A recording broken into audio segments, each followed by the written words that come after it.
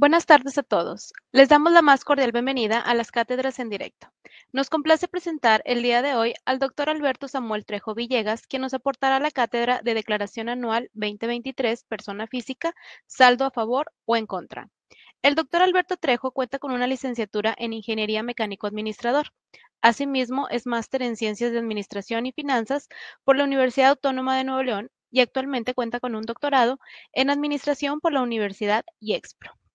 Ahora bien, para dar inicio con esta cátedra, le cedo la palabra al doctor Alberto Trejo. Adelante, doctor. Hola, muchas gracias, saludos, muchas gracias a todos y bienvenidos aquí a esta cátedra, o más bien vamos a verla como plática. Y bueno, pues aquí estamos, un día bastante caluroso. De hecho, tengo puesto el clima y no se da abasto. Pero bueno, vamos a ver un tema que realmente, pues, ¿cómo lo puedo decir? Es un tema que a todos nos incumbe. O sea, es un tema que nadie se esquiva de ellos. ¿Por qué? Pues porque hablamos de los impuestos. Este, los impuestos como tal, pues es una obligación. Aunque se escuche así algo rudo, pues es una obligación. O sea, es algo que tenemos que hacernos la idea de que ahí están y debemos participar con ello. Debemos de verlo como una manera positiva. Y les voy a decir por qué.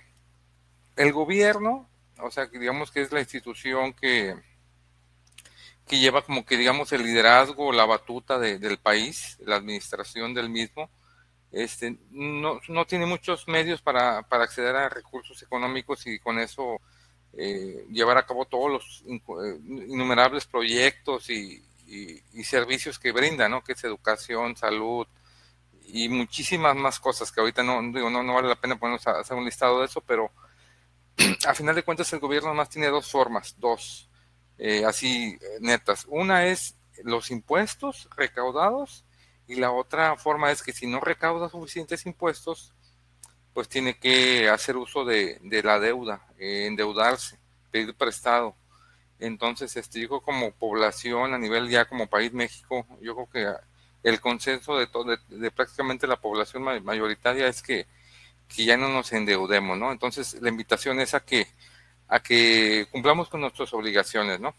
Y bueno, en este caso, en esta charla vamos a hablar sobre la declaración anual 2023 para persona física, porque también existe la persona moral, pero digamos que por el tiempo y todo, pues es mejor enfocarnos ahorita en la persona física, que a final de cuentas es donde se engloba el Pareto, donde estamos prácticamente todos los asalariados o los diferentes regímenes donde estamos las personas que hacemos algún servicio o prestamos algún trabajo, ¿no?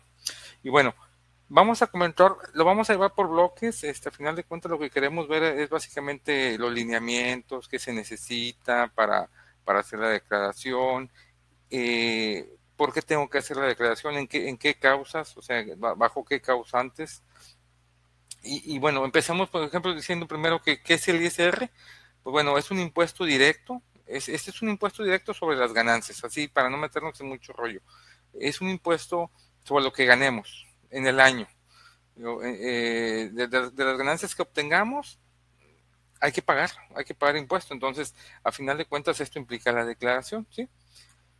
Estos ingresos pueden venir tanto, la mayoría de las veces vienen por los ingresos de salarios, ¿no? Pero también hay otras personas que están ya hay más regímenes donde el SAT ha permitido estar a más profesionistas de forma autónoma o generar ingresos por arrendamiento o por ingresos por intereses.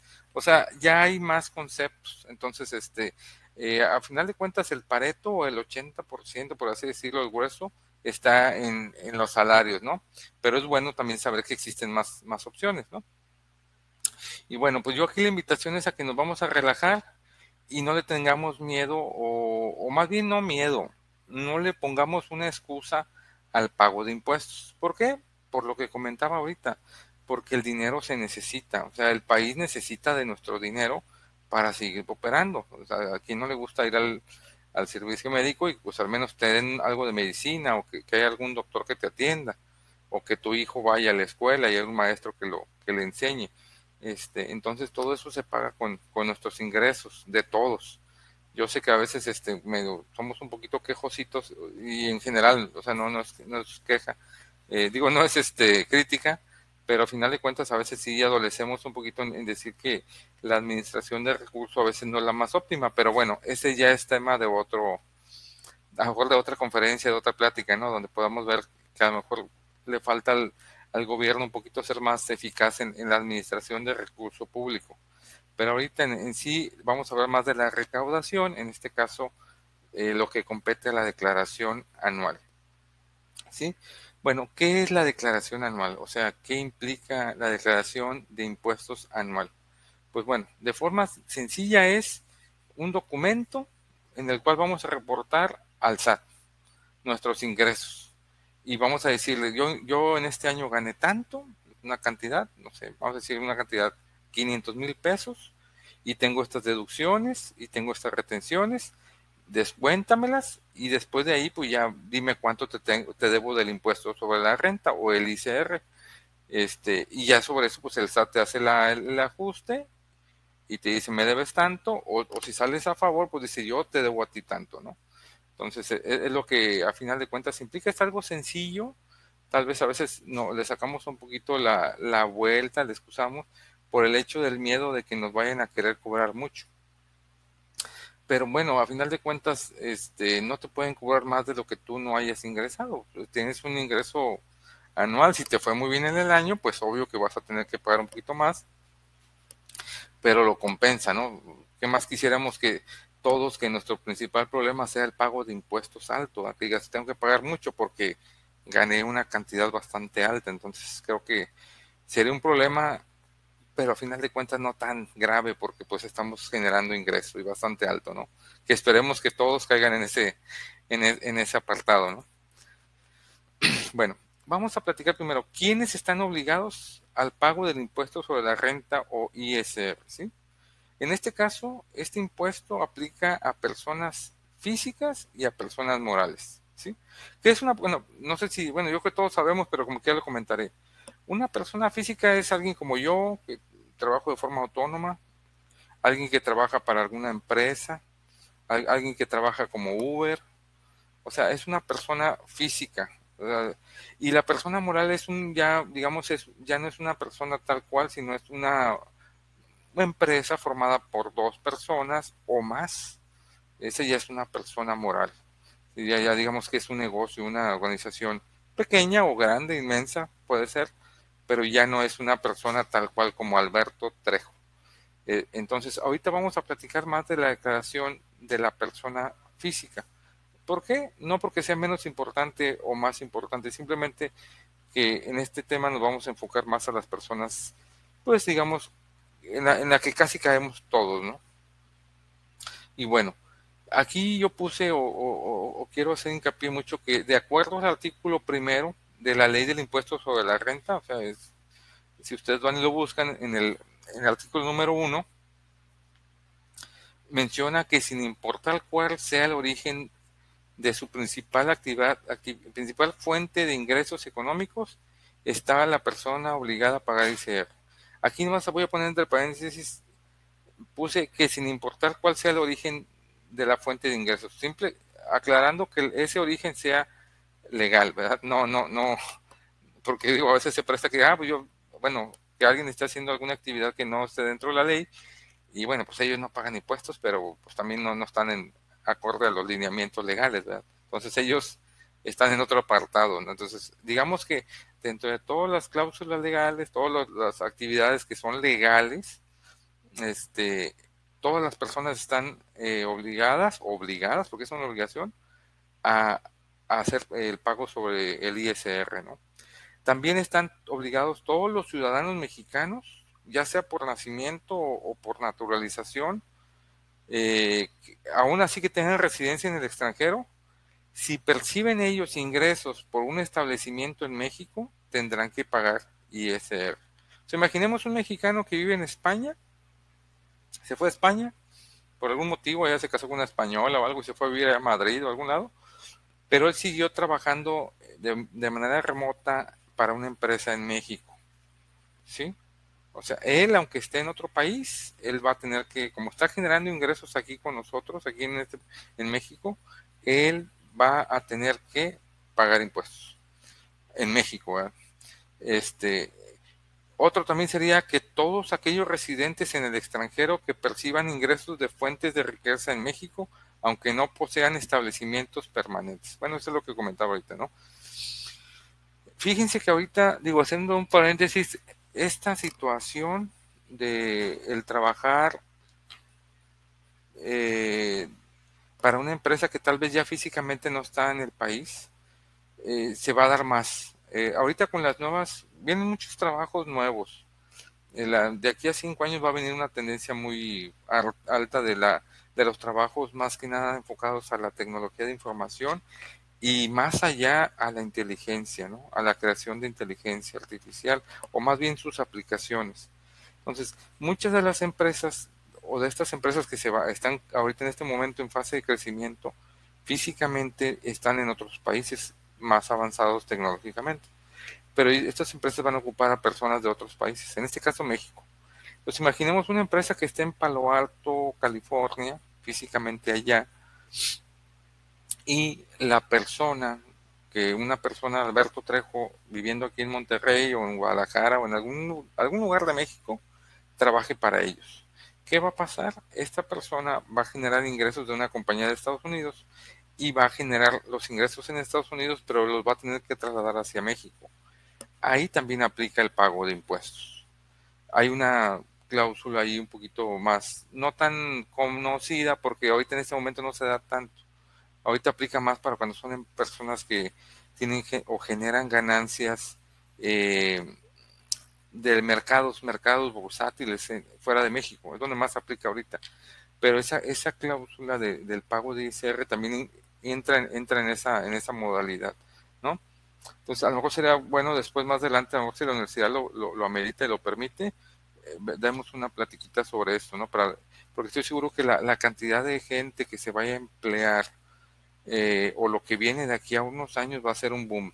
Realmente viene bastante fuerte. Pero bueno, a lo que voy es esto. Prácticamente todos los que estemos generando o dando algún servicio profesional o servicio de trabajo, y que generemos riqueza, pues estamos obligados al pago del ISR, ¿sí?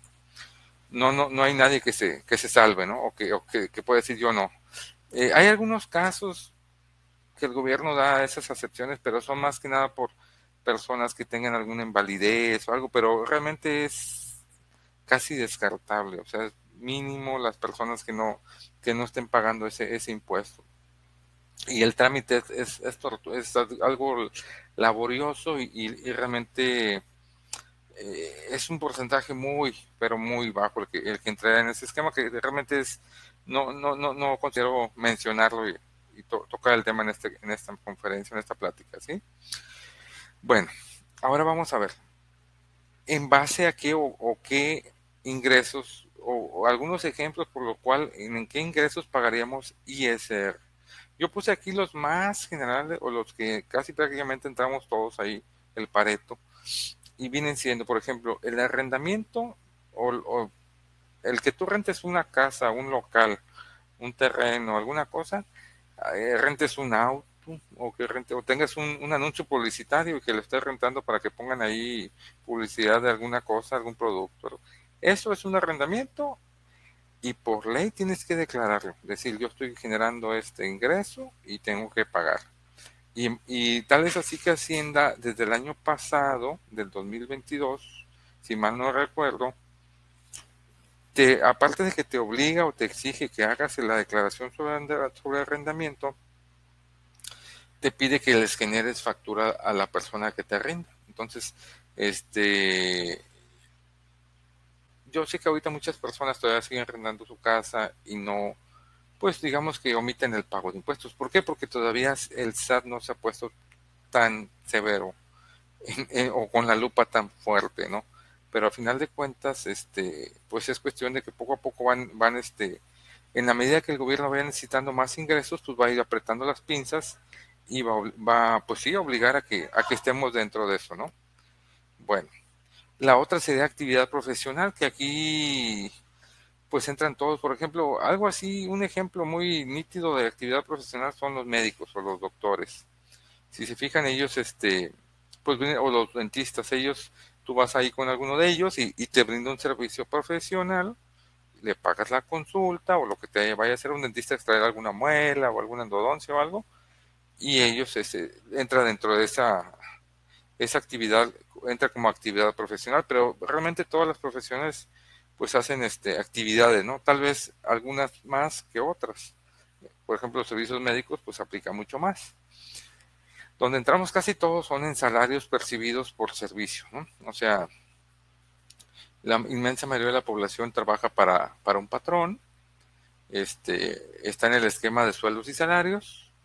Entonces aquí pues yo creo que más de algunos de los que ahorita están escuchando saben que cada mes les llega su salario o cada quincena y les hacen una retención de impuestos.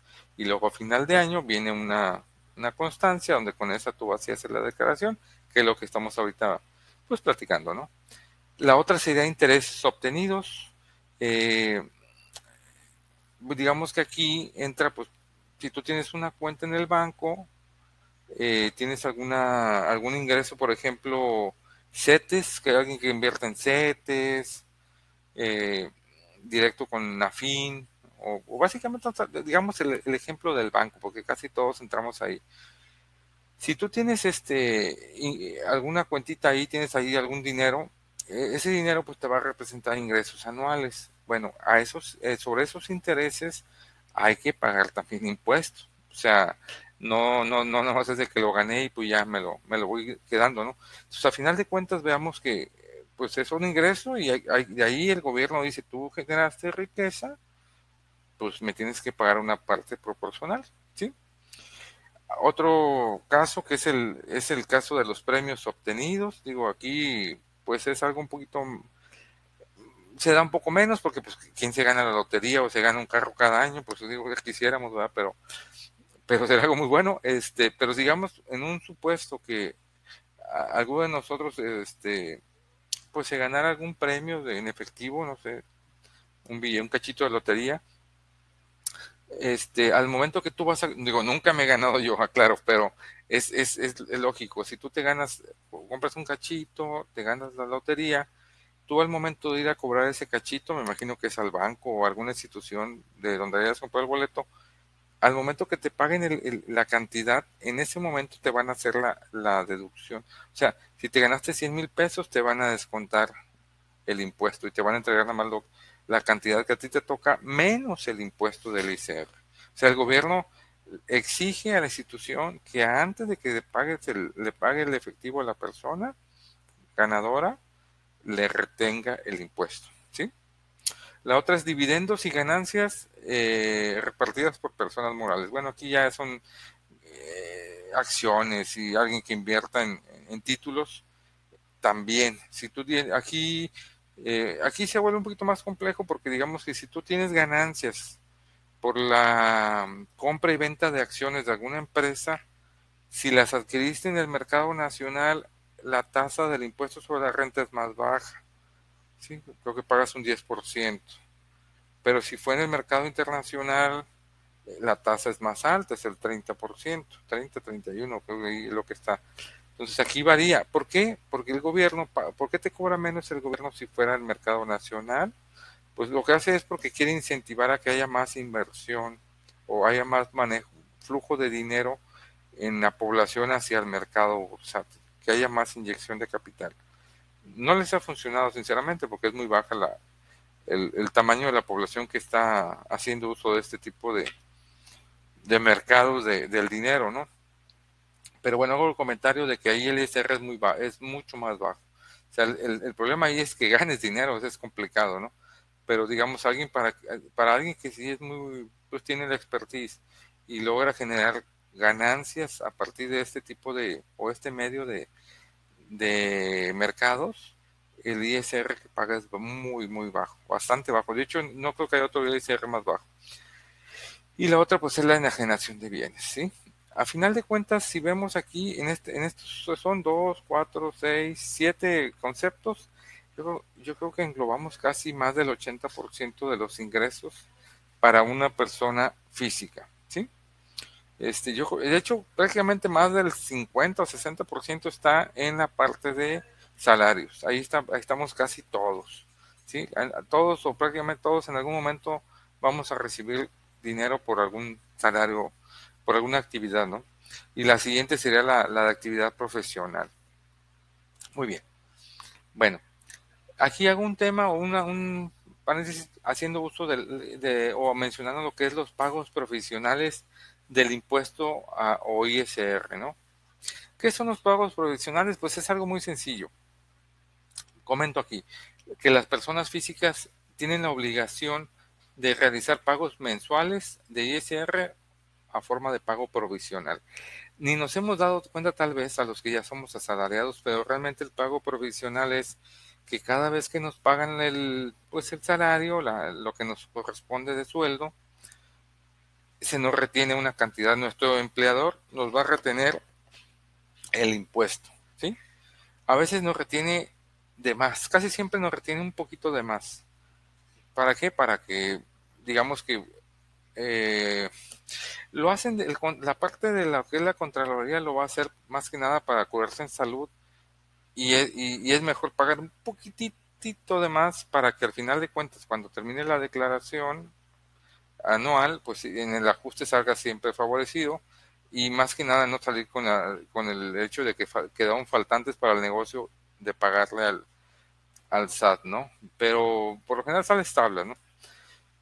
Esos son los pagos provisionales, o sea, como asalariado cada vez que recibes tu salario, pues ahí va ya un pago, ¿no? En el caso, por ejemplo, de las personas que trabajan como servicios profesionales o que trabajan en alguna plataforma tecnológica, ahorita hay muchas, Uber, Didi, Portland Shop, bueno, no sé, ya son bastantes, pero al final de cuentas, todas esas personas que, digamos, estén haciendo o estén pagando impuestos, ellos como están en un régimen un poquito, es como parecido al de sueldos y salarios, pero son más orientados a ese tipo de actividades, ellos sí están haciendo declaración cada mes. Entonces ahí aplica lo del pago provisional, que cada mes hay que estar haciendo el pago, haces tu declaración mensual, haces el pago y luego al final en el año vuelves a hacer un anual donde haces toda la recapitulación de lo que pagaste y vemos a ver si sales todavía, que te falta algo ahí para ajustar, ¿no? Pero al final de cuentas es eso. Bueno, eh, vamos a pasar al tema de en base a qué lineamientos tenemos que cumplir o qué criterios para poder hacer o que debamos hacer la declaración. Yo aquí numeré 7 que también considero que son pues engloban casi el total de todo, ¿no? De un todo, ¿no? Por ejemplo, miren, el primero, el que tenemos que tener aquí bien presentes, el que tengamos un ingreso anual de 400,000 pesos brutos, claro, brutos, porque va a decir, uy, 400,000 es bastante, sí, pero brutos, pues digamos que es un sueldo aproximado de unos 30,000 pesos, ¿no?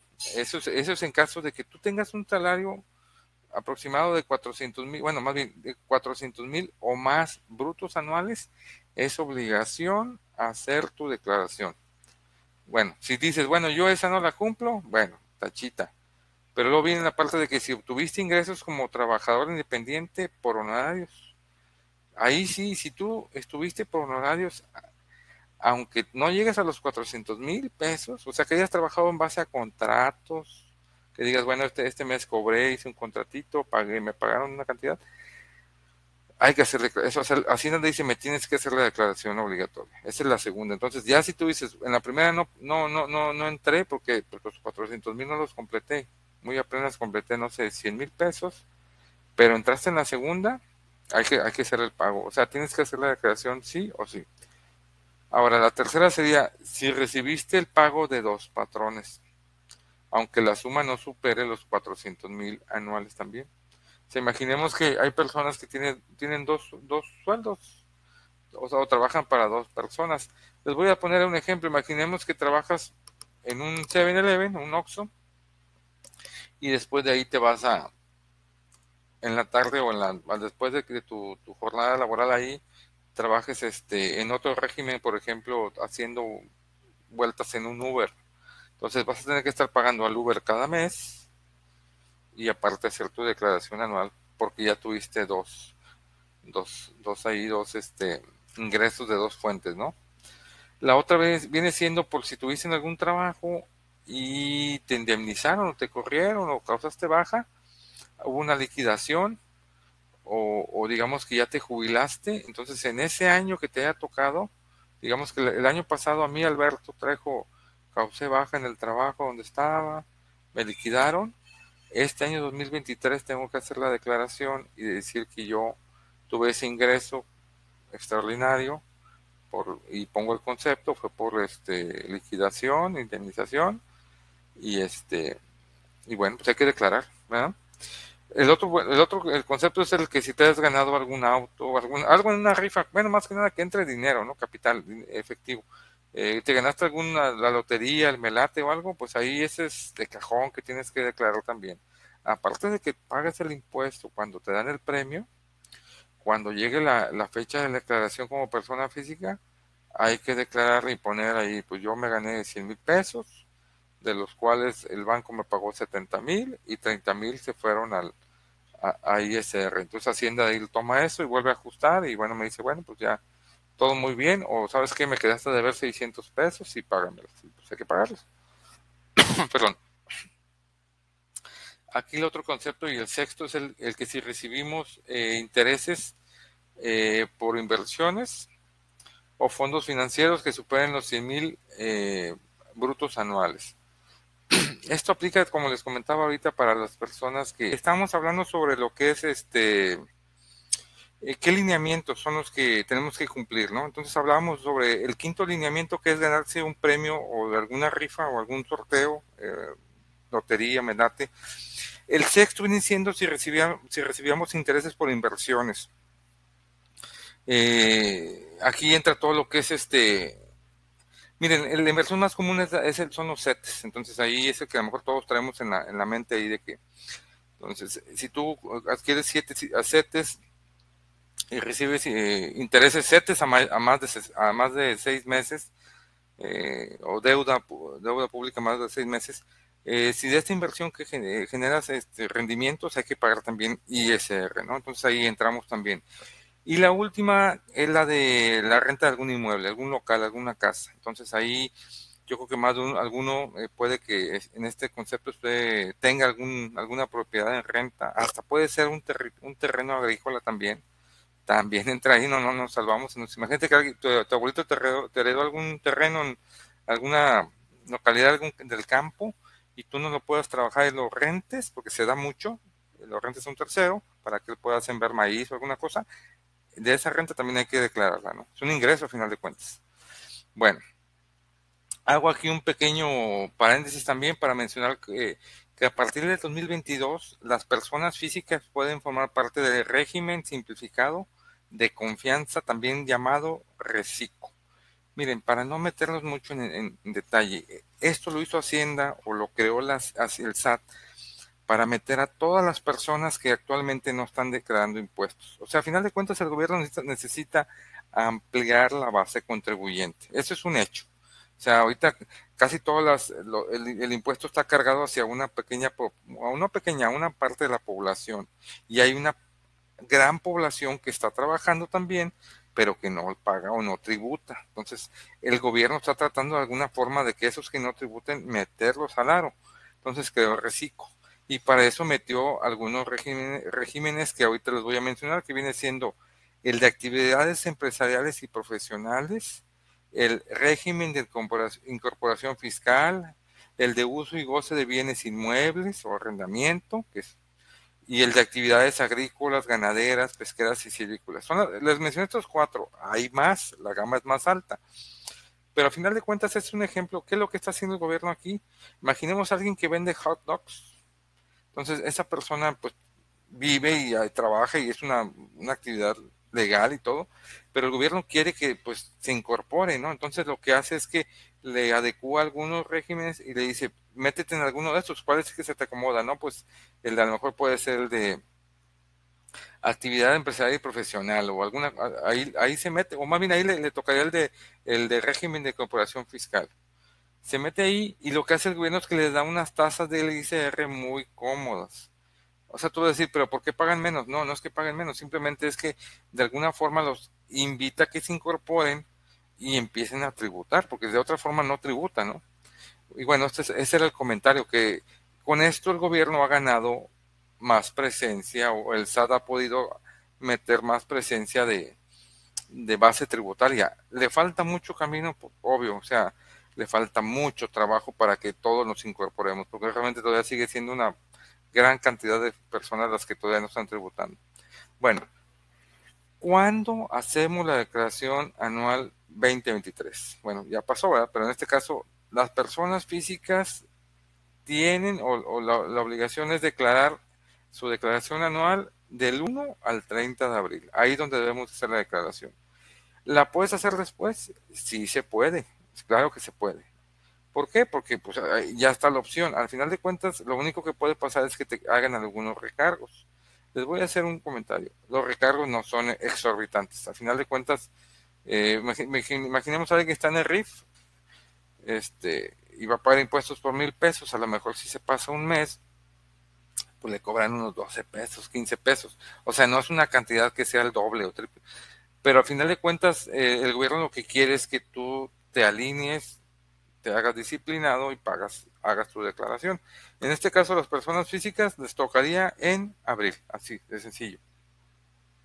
Y hay que aclarar que la declaración del 23 corresponde al 22. O sea que todos los ingresos que generaste en el 22, ¿sí?, se suman y en el 23 los declaras.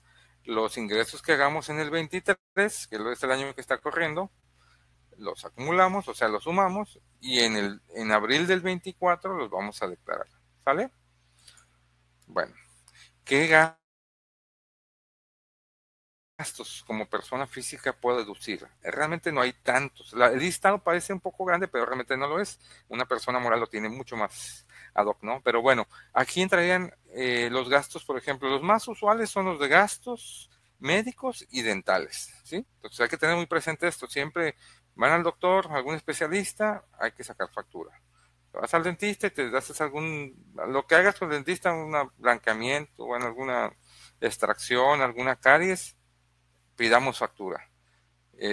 Gastos funerarios, bueno, ese por lo general no queremos hacer uso de ello, pero imaginemos que tengamos alguna pérdida, pues ese gasto que se hace lo podemos meter ahí como deducible, ¿no? Donativos a Cáritas o algo así, también lo podemos deducir, ¿sí? Intereses por créditos hipotecarios, también es una muy buena, se deducen, ¿sí? Los intereses por créditos hipotecarios. Las aportaciones complementarias, esta está buenísima. Las aportaciones complementarias de retiro a tu subcuenta o a la Afore. Casi nadie hace uso de esta. Los invito a que le echen un buen clavado y lo utilicen en la medida de lo posible, ¿sí? Esta es una súper excelente opción para generar ahorro y tener mejores rendimientos, ¿sí? Bueno, las primas de seguros de gastos médicos también entran ahí, algo de transportación escolar. Aquí también entraría lo que es la compra de unos lentes de hasta 2,500 pesos al año, lentes como estos que traigo, que son para poder leer eso, contacto. Y los pagos efectuados por concepto del impuesto local sobre ingresos por salarios. Bueno, ahora, en el tema de la declaración, ¿qué documentos se necesitan para hacer la declaración? Súper sencillo. Primero que nada, tener un RFC, ¿sí? En caso que no lo tengamos, que, bueno, por ley también ya es obligatorio, al ser mayor de edad, contar con el RFC. Si no lo tienes, tramitémoslo en el SAT. Hay que tener el RFC sí o sí. Una vez que tengas el RFC, tramitas en el mismo SAT tu e-firma. Sí, el SAT te la va a dar, es un archivo que te lo va a grabar en un USB y te va a dar un password, ¿no? Y te graba unos archivos ahí que son los que vas a hacer uso de ellos, que vienen siendo la de firma. Esta e-firma tiene caducidad Así que siempre hay que estar tener muy presente que la sacas, creo que es cada 2 años, la vuelves a actualizar. Aunque para la actualización ya no se ocupa ir al SAT, ¿sale? Lo haces en línea. Tienes que tener tu constancia de percepciones y retenciones. Esta te la genera tu empleador. De hecho está cargada en el sistema, ¿sí? Y tener un número clave o una cuenta bancaria con número clave para en caso de que el saldo sea a favor tuyo, el SAT te transfiera ese dinero, ¿sí? Vamos a empezar. Por ejemplo, ¿cómo empezaríamos? Pues vamos a ingresar al portal del SAT, es este. Y aquí dentro del portal entraríamos al apartado de personas. Ya estando dentro de personas, que es que está aquí en cuadrito en verde, nos vamos a buzón tributario. Vamos a buzón tributario, le damos clic y nos va a mandar a una pantallita donde nos pide el RFC, la contraseña, que carguemos el archivo de la e-firma, pongamos el CAPTCHA y le damos enviar. Al darle enviar, si todo está correcto, nos va a mandar al buzón, ¿sí? Dentro de este vamos a dar clic en el apartado de declaraciones. Y dentro de declaraciones vamos a entrar al apartado de presenta tu declaración anual de personas físicas. Ya estando ahí dentro de eso, vamos a dar clic en presentar declaración. Es muy sencillo, le das clic ahí al presentar declaración. La página se tarda un poquito en lo que va con tus datos y trae toda tu información, la precarga y ya te aparece ahí. Ya dentro de eso vamos a dar un clic al apartado de declaración normal. Hago énfasis en normal porque también puede ser complementaria, pero prácticamente cuando tú vas a hacer tu declaración la primera vez, o sea, por ejemplo, en este año si la hiciste o en el siguiente año, pues va a ser tu declaración normal. Ya una vez que haces tu declaración normal, si tuviste algún error tuyo o algún dato no se cargó bien, pues harías una complementaria, pero la mayoría de las veces con le das declaración normal, los datos se los trae, los corroboras, ¿sí? Vas a corroborar que tus datos estén correctos, introduces tus datos que te solicite la declaración, contestas algunas preguntas que te van a venir ahí, más que nada son con tus ingresos. Aquí va a depender del régimen donde estés, pero en sueldos y salarios prácticamente ya viene precargado todo, ya nada más es de validar que esté bien, o sea que compares tú, que digas, sí, gané esta cantidad en el año. En caso de que digas, oye, no me cuadra, hay algún dato que no, pues vas a poner tú la cantidad que traes en tu constancia, ¿no? Ahí ajustas. Pero también el ajuste no puede ser exorbitante, o sea, no hace que ganaste 100,000 y le pongas que siempre no, que nada más ganaste 10,000, o sea, como que no checa, ¿no? O sea, tiene que ser algo acorde, ¿no? El SAT te permite, tiene esa holgura, pero tampoco no es infinita, ¿no? Bueno, en caso que desees deducir, vas a utilizar la documentación facturada de los gastos que tengas.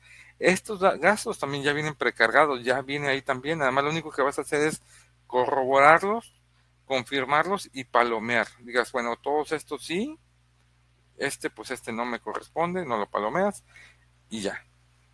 Ya una vez que hagas todo esto de corroboras tus ingresos, corroboras tus deducciones, le das siguiente. El sistema en automático calcula, te emite una constancia, una preconstancia, la cual pues ya la autorizas. Y aquí ya una vez que la autorices, le das a enviar declaración y en automático el sistema te va a dar la opción o más bien te va a dar o te va a arrojar el saldo.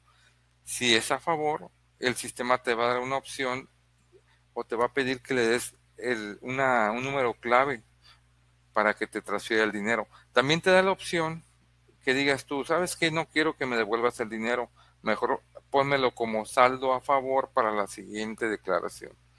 Le soy sincero, la mayoría o prácticamente todo el mundo pide que se le devuelva el dinero, ¿no?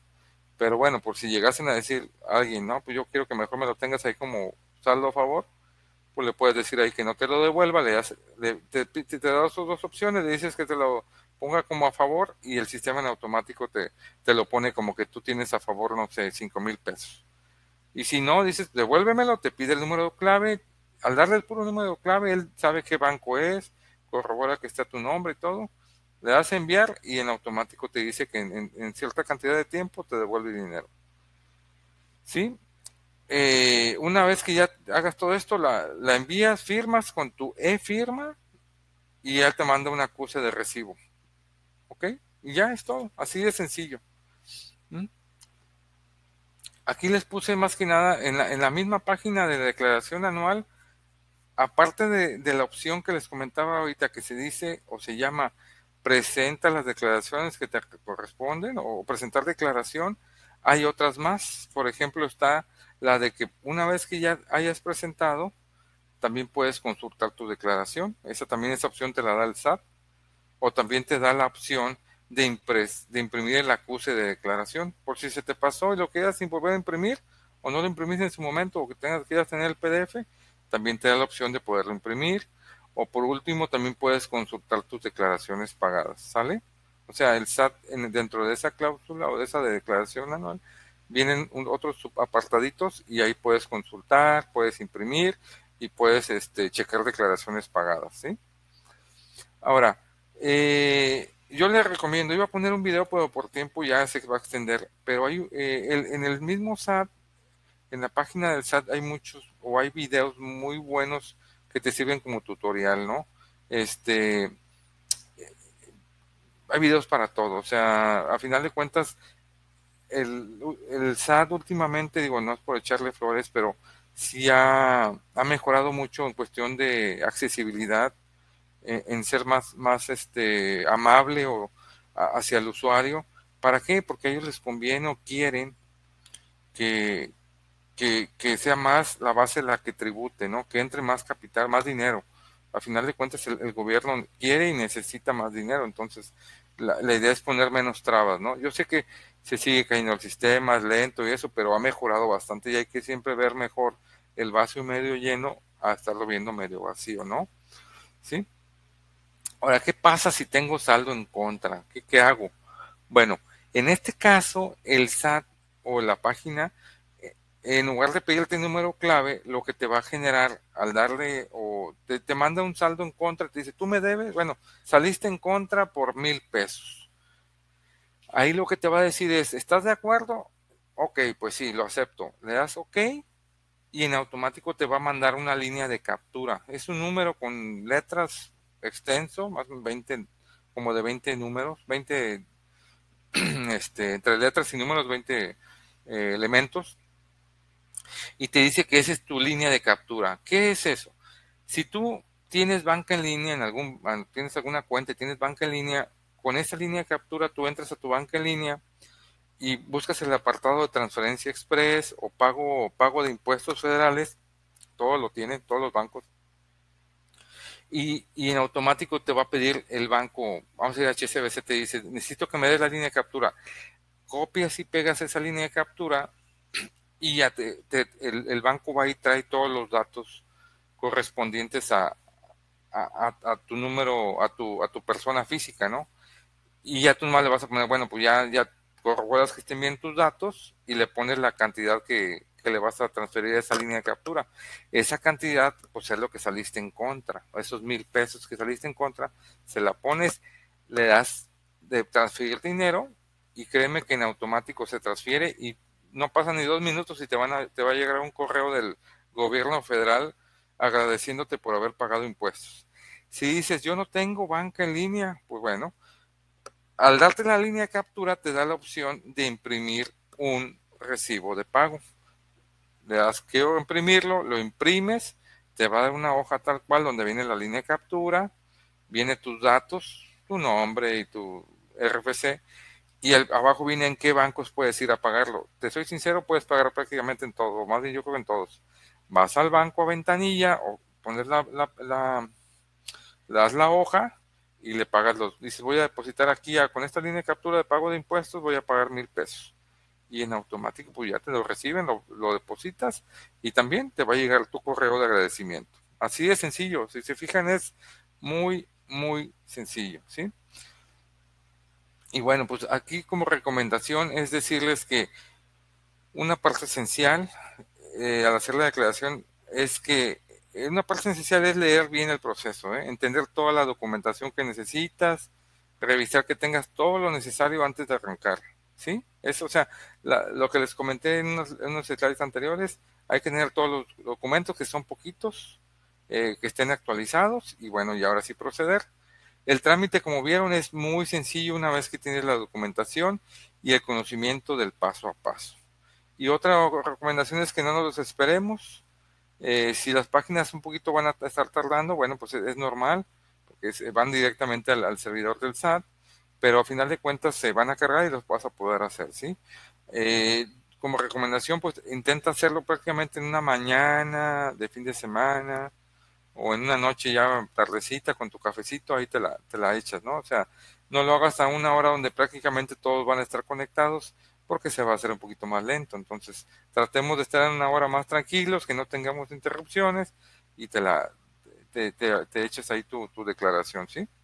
Y bueno, pues en general básicamente es esto, ¿no? Ya como último, pues aquí comentarles que qué pasaría si no declaro en Hacienda. Bueno, pues a final de cuentas, pues nos puede traer una consecuencia. Primeramente, de forma primera, el SAT lo que hace es mandarte una invitación a que pagues. O sea, no es tan agresivo. Si tú estás reincidiendo y no pagas y no te niegas a hacerlo, el SAT puede después de, si acumulas un cierto periodo de tiempo o cantidad, pues ya te va a hacer algún recargo y te vuelve a notificar. Y bueno, pues si esto sigue creciendo, pues ya puede entrar a la otra fase donde es que te cancelen los certificados digitales. ¿Qué son los certificados digitales? Pues simple y sencillamente que no vas a poder tú ligarlo a tu RFC y no vas a poder facturar. O simplemente te bloquean ahí la constancia fiscal para que no se te hagan pagos, ¿no? Entonces ya entras en una problemática más compleja, ¿no? Y ya por último, pues si sigues ahí con eso, pues ya vienen las multas fuertes, ¿no? Entonces no es necesario que lleguemos hasta allá. O sea, realmente si se fijan el procedimiento, el proceso es muy sencillo, muy ameno, y yo estoy seguro que si nos toca pagar, pues lo vamos a hacer con gusto. A final de cuentas es por el bien de todos, ¿no? Y bueno, pues de mi parte, les doy las gracias primero por haberme estado aquí escuchando, ya que cuando ven ahí el video, los que no hayan estado presentes, y me pongo a sus órdenes. Soy Alberto Trejo, tengo ya tiempo aquí trabajando dando aquí el apoyo de tutoría con la universidad, y a final de cuentas a la universidad, tanto a la universidad como a mí nos interesa que ustedes estén lo mejor preparados posibles. Una mejor sociedad es gente que esté muy bien preparada. De mi parte les agradezco y que sigan teniendo una excelente semana. Hasta luego. Listo, Claudia. Listo, doctor. Bueno, pues le agradecemos mucho esta cátedra y todos los aportes que nos ha brindado el día de hoy. Gracias, Esperamos Claudia. poder contar con su presencia nuevamente, como siempre. Muchas Muchas gracias. gracias y muchas gracias a todos nuestros asistentes. Hasta luego. Gracias. Adiós. Adiós.